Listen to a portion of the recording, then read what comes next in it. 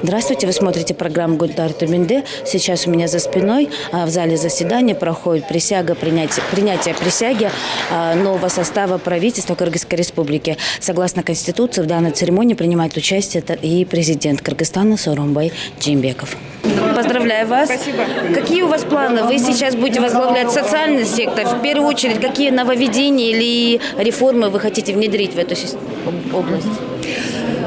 Ну, вы же знаете, это очень такой сложный блок.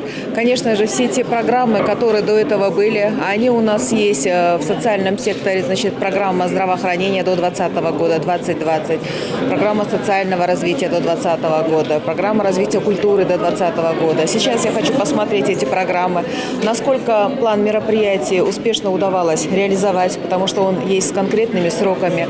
Возможно, в эту программу будут внесены какие-то корректировки с учетом времени, требований.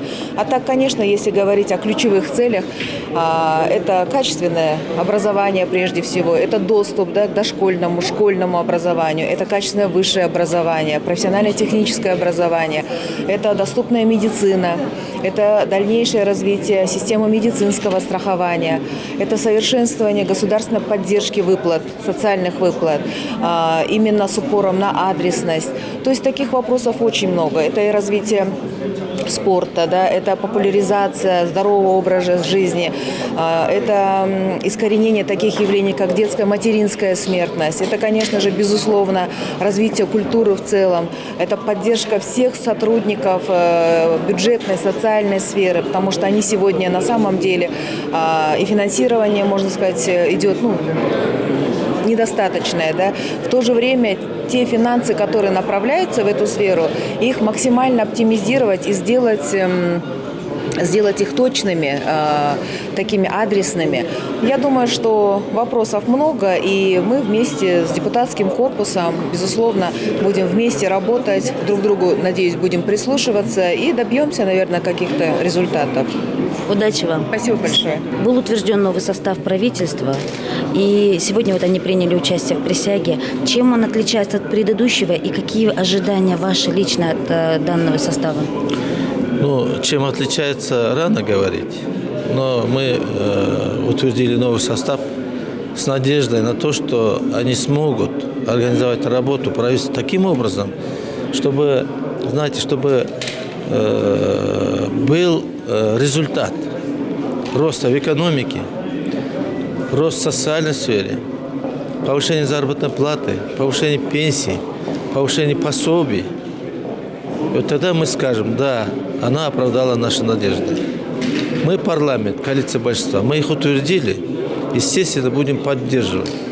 И все те законопроекты, которые они будут нам вносить на решение тех или иных вопросов, о которых я перечислил, мы всегда поддержим их. Но важен результат. По составу я бы сказал, что сбалансировано, за исключением некоторых моментов. Но, я думаю, идеального ничего нет. Это в процессе будет видно. И новый премьер-министр, он, конечно, способен определить и, самое главное, выбрать правильное направление. Говорят о том, что в основном, оказывается, просто поменяли местами.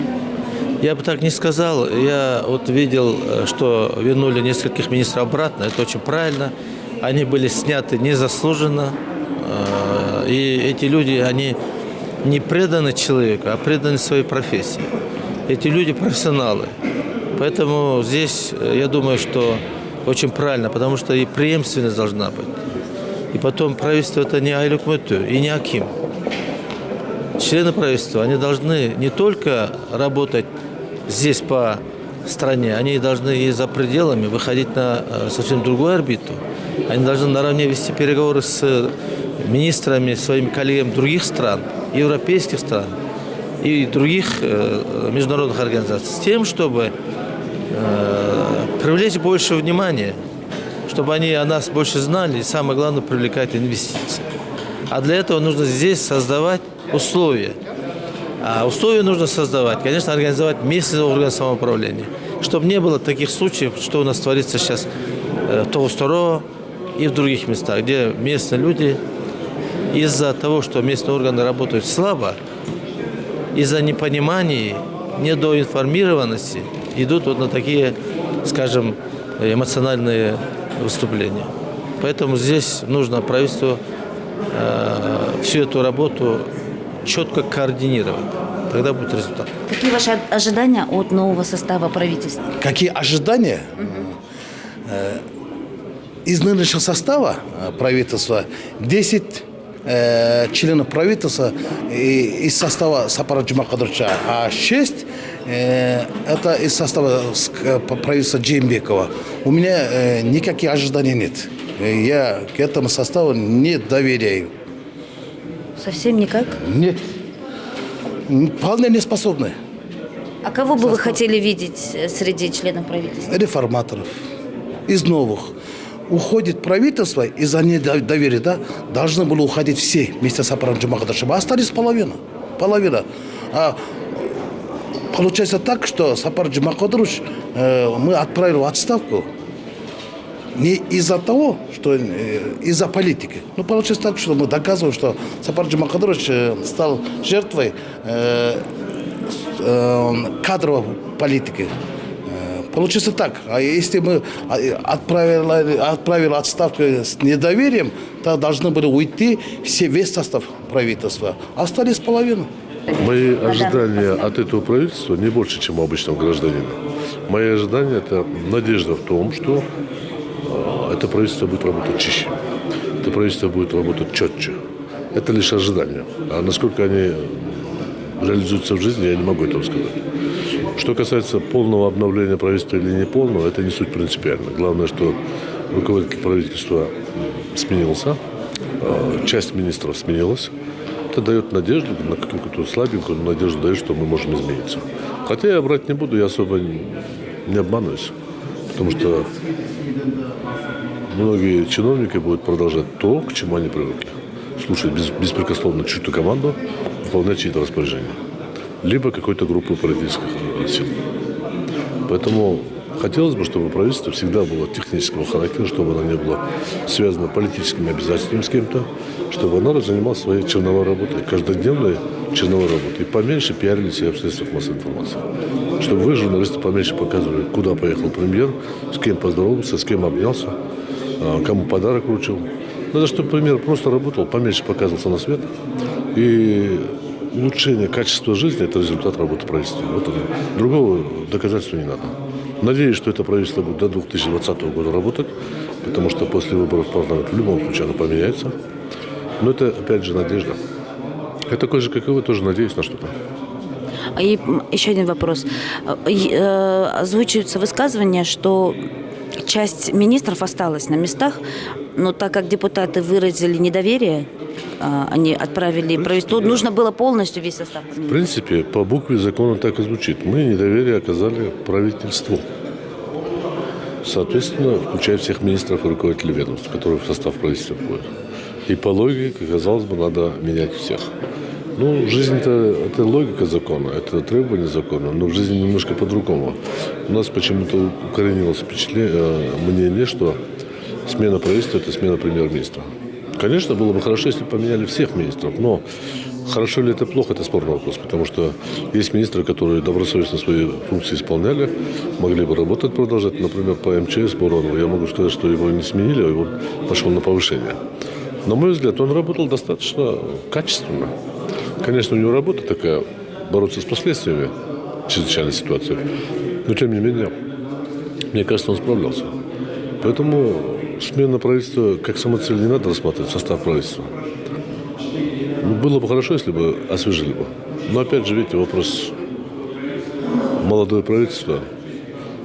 Я недавно прочитал хорошую притчу, что если в детском саду власть возьмут дети, они не будут покупать краски для ремонта, они не будут покупать муку, хлеб для еды, они будут покупать игрушки.